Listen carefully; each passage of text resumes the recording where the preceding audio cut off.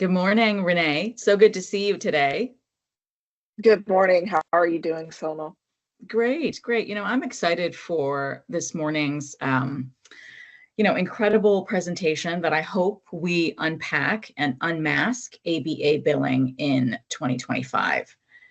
The work that I am currently doing for quite a few months this year already, it is the end of May, but I've been seeing a lot of dings and deficiencies in terms of documentation and billing for our ABA services. So I thought today's presentation could really unpack a lot of highlights that you as an investigator especially see, right? Because I do believe that investigators and certified auditors see things differently, right? We take direction from you in terms of what we should be paying attention to. And then we can really go into the, nuggets of documentation and help you identify more clearly in terms of a roadmap for potential future, more serious types of investigations. So, Absolutely. yeah. So in your mind, for this brand new year of 2025, what highlights can you share with the audience that you've been seeing in this particular space? Are there states that you guys are looking at, or are there particular service lines, or a mix of both? There are really a mix of both. With the different states that we do review, we actually see a lot of similarities in issues pertaining to ABA. We are seeing continued issues with overbilling of the hours. We are seeing issues with not having the appropriate credentialed providers providing the services. We are also seeing issues with the time spent is not on actual ABA services, or is for service that should not be billed as ABA service. So those are just kind of three of the high points that really we're seeing in this arena for ABA. Yeah, that's incredible, right? You just pinpointed three huge items, right? You've identified the fact, in my opinion, that ABA services are not just one thing, right? As an investigator, as an auditor, we are looking at multiple things to make sure that the services rendered are supported, right? And it does start, number one, in my opinion, with the provider, right? Is that provider licensed, credentialed? Are they authorized to provide the ABA treatment to their patients in their particular state, right? So it's very state specific, state driven. And in the work that I do on that end, that is deficient, right? I've seen documentation where there are providers that are licensed, wonderful, but in a different state, right? They didn't get licensed in the state documentation that I'm looking at for that particular patient.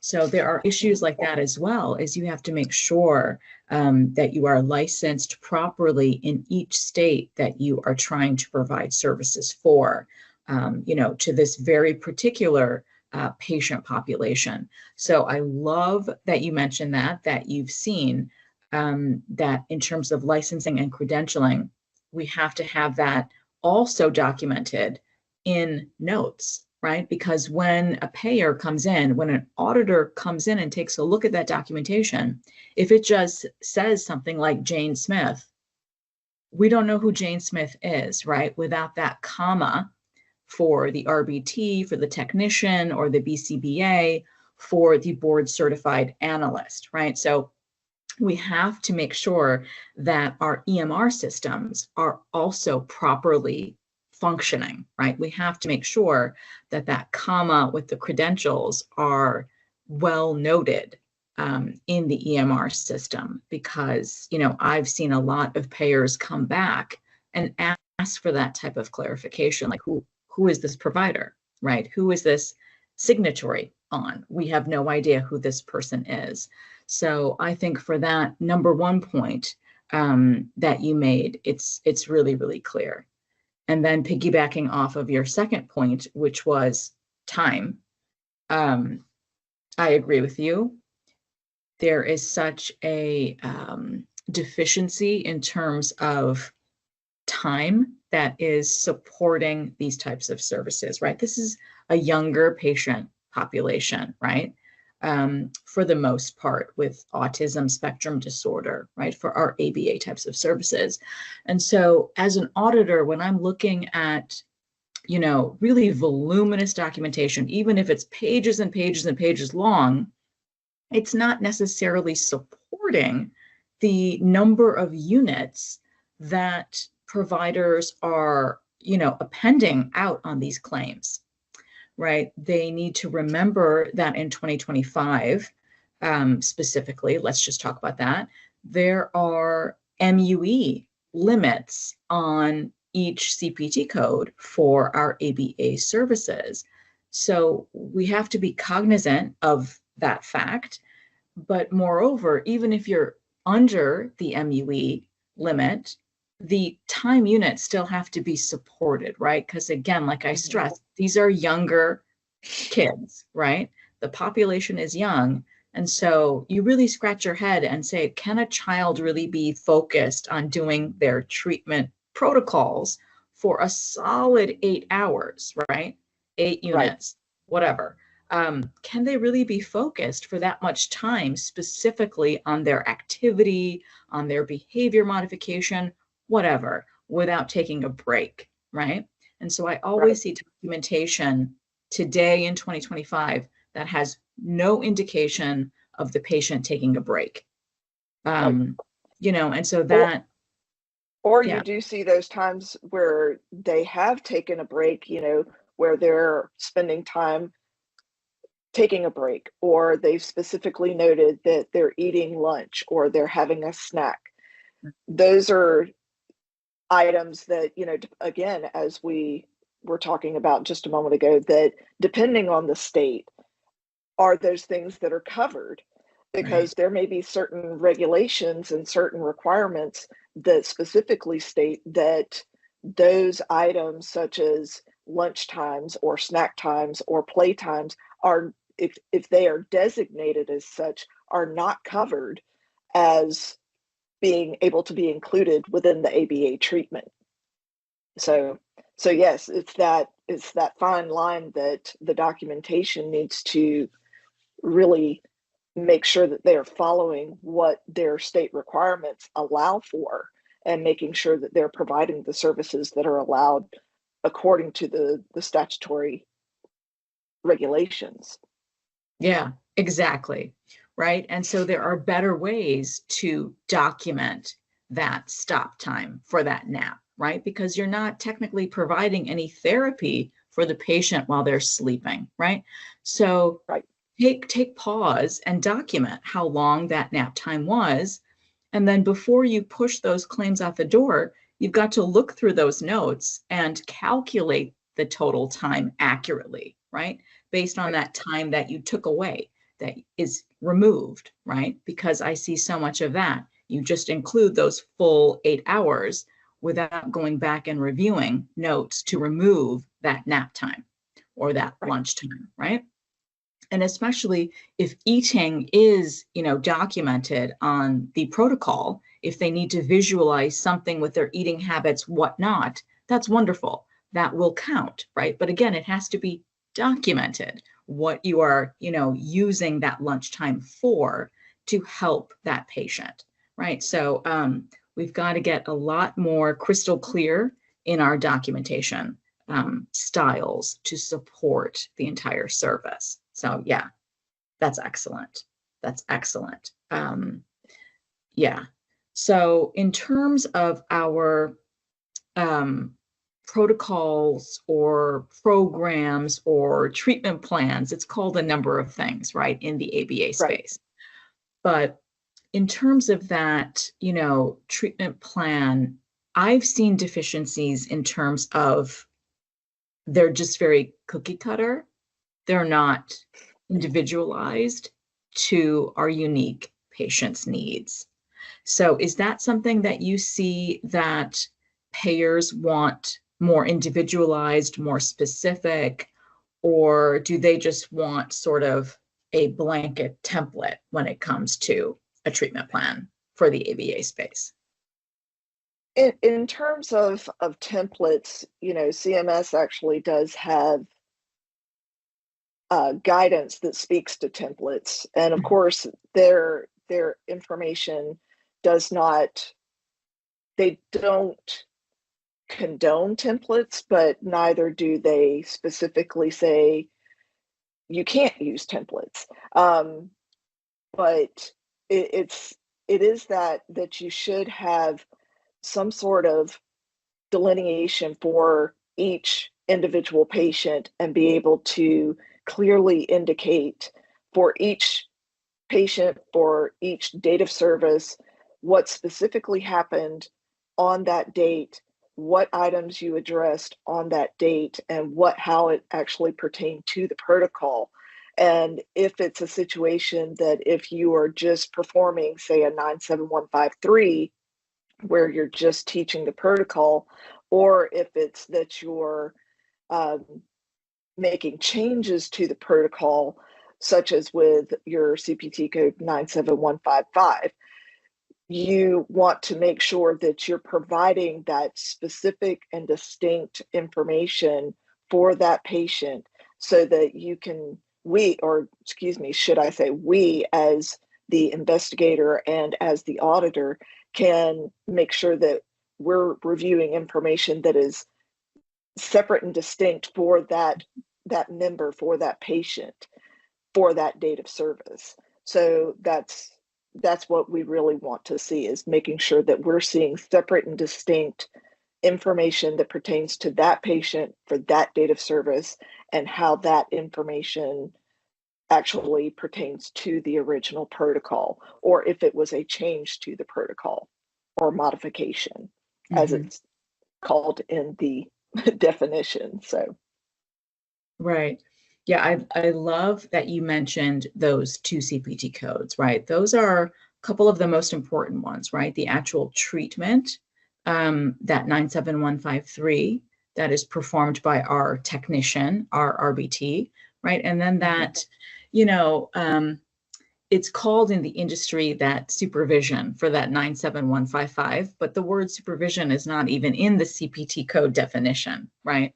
right. But that is what is used if there is a protocol modification, right? That is going to be performed by that BCBA, with face-to-face time. That's also another important thing in the CPT codes, is that it's face-to-face time with the patient, right? And so documentation should be really clear on that as well, is that, you are spending face-to-face time with our patients. And I still see that deficiency in 2025, unfortunately. Right. Yeah. So yeah, there's definitely a lack of clarity of what the supervising BCBA is observing during the session. So yes, agreed. Exactly. They could elaborate a lot more, right? Since they did develop the entire protocol or the treatment plan, right? It would be really helpful if they dug a little bit deeper into that CPT code 97155 and spelled things out, at least from what I've been seeing recently. So, yeah. Right. Yeah. In terms of our signatures and things like that for our providers, do you recommend that on that supervision code, the modification code, do you recommend both the RBT and the BCBA are signing off on our records from an investigation standpoint when you're looking at different payers? And again, this kind of goes into, what do the regulations say? And unfortunately, there is a lot of ambiguity in terms of what is required. And again, it's a situation that it can vary by plan, it can vary by state. So you see a lot of differences in what the requirements are. Personally, in terms of that, I always lean towards making sure I'm very clear on what the regulations are in that state for that plan, depending on what I'm looking at, so that way I understand what the regulations really require. If there is some ambiguity in what the requirements are, then I make sure to understand,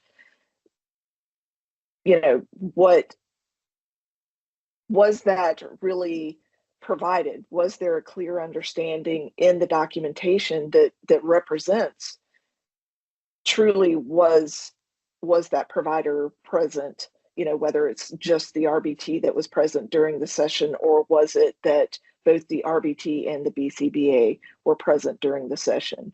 So in terms of the documentation and then finally the signature, you look for the information all along the note, in the beginning of the note.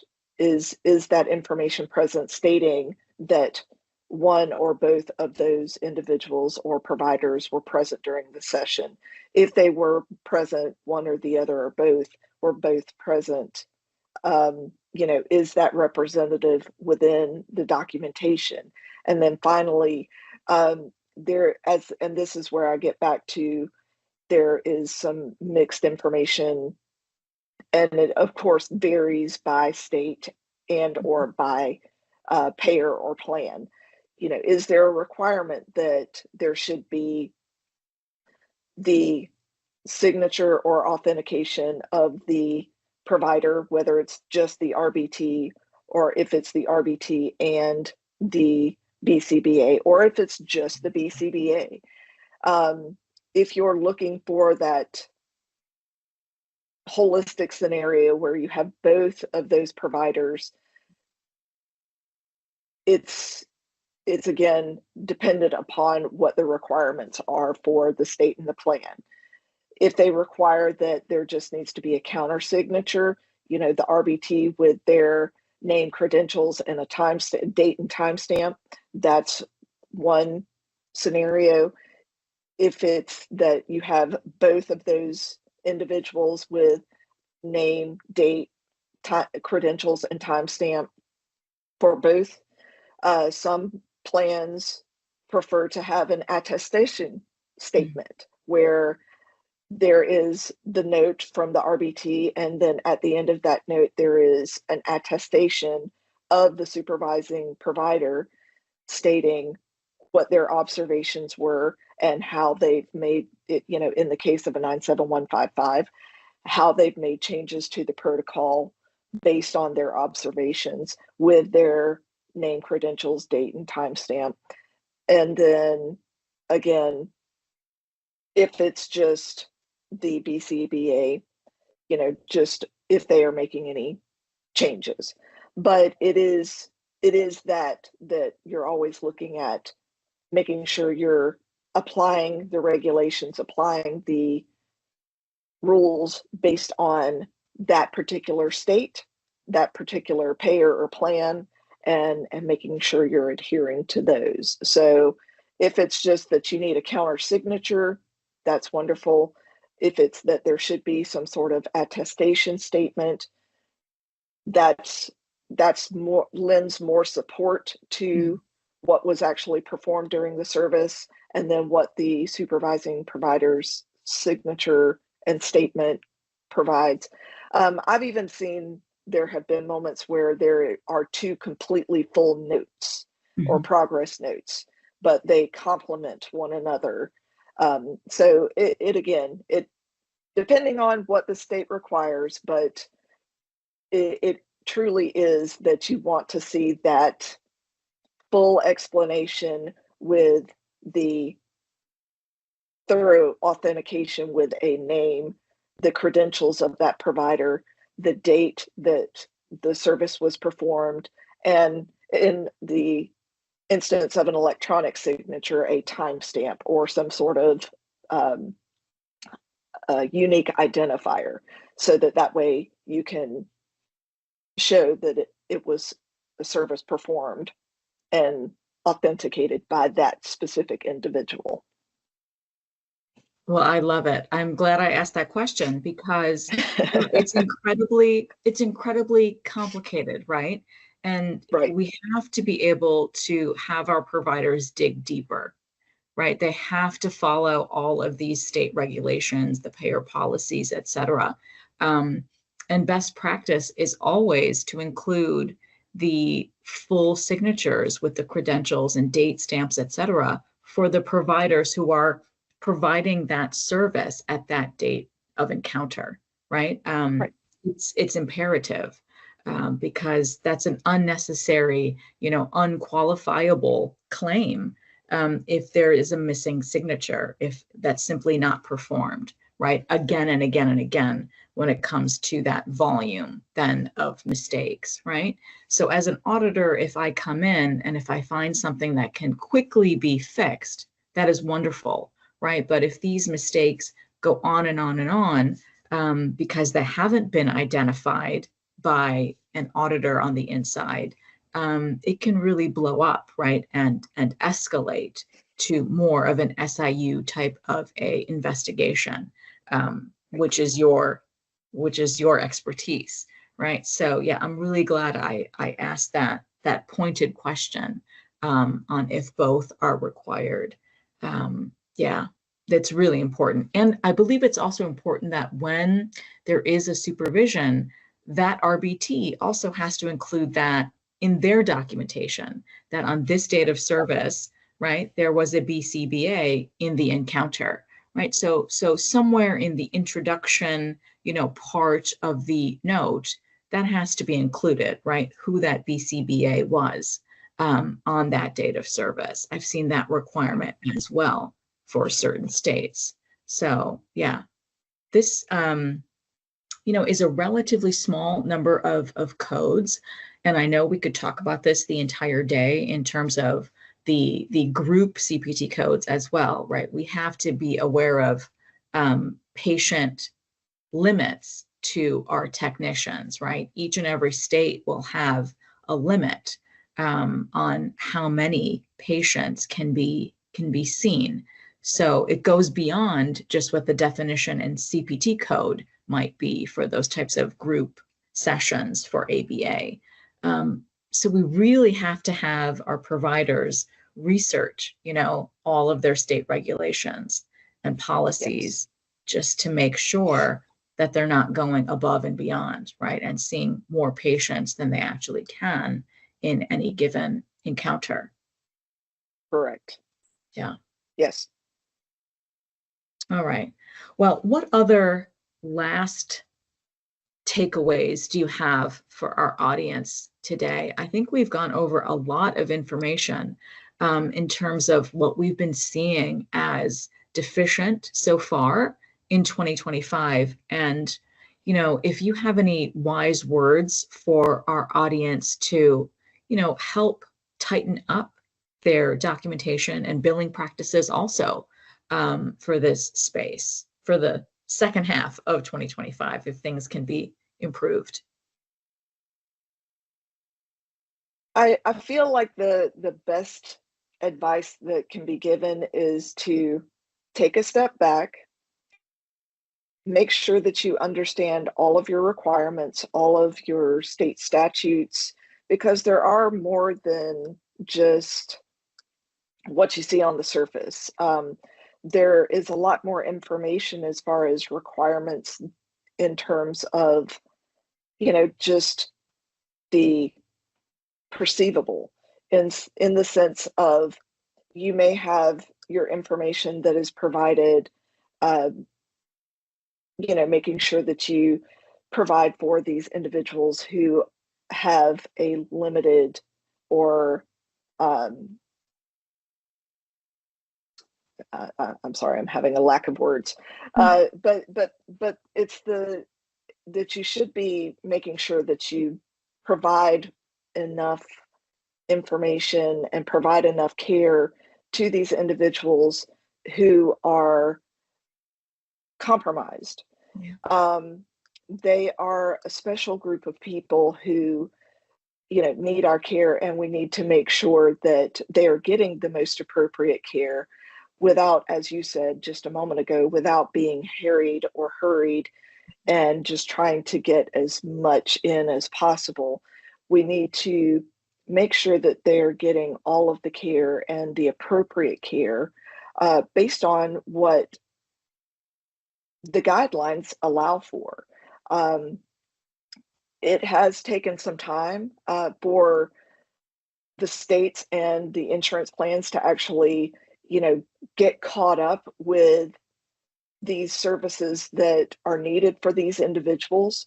So it's incumbent upon all of us to be advocates for individuals who have autism spectrum disorders, so that way we can make sure that we can make these improvements, make these strides to move forward and perform better. Because once we can do more for them, then we can do more as a whole.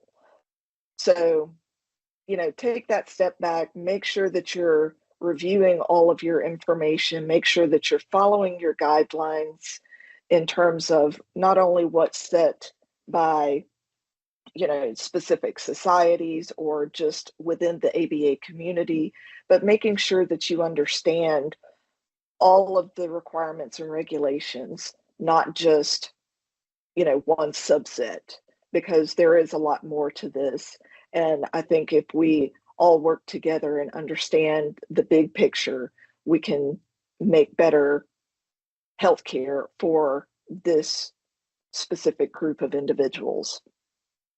I love it, Renee. I couldn't agree with you more, right?